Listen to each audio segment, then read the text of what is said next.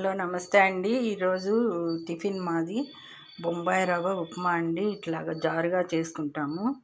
ఈ ఉప్మా వచ్చేసి దీంట్లోకి పోపు దినుసులు, ఆయిల్లో పోపు దినుసులు, ఉల్లిపాయ, పచ్చిమిరపకాయ, జీడిపప్పు, కరివేపాకు ఇవన్నీ వేసి కొత్తిమీర వేసి చేసుకోవాలండి. వేయించేసి 1కి 3 ఎసరు పోస్తానండి.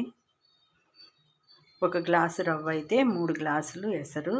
ఈ ఉప్మా ఇట్లాగా అన్నీ వేయించేసి జారుగా చేసుకుంటామండి. కొద్దిగా ఆడితే చిక్కబడిపోతుంది, అయినా ఇట్లా జారుగా తీసాను. దీనిలోకి కాంబినేషను నెయ్యి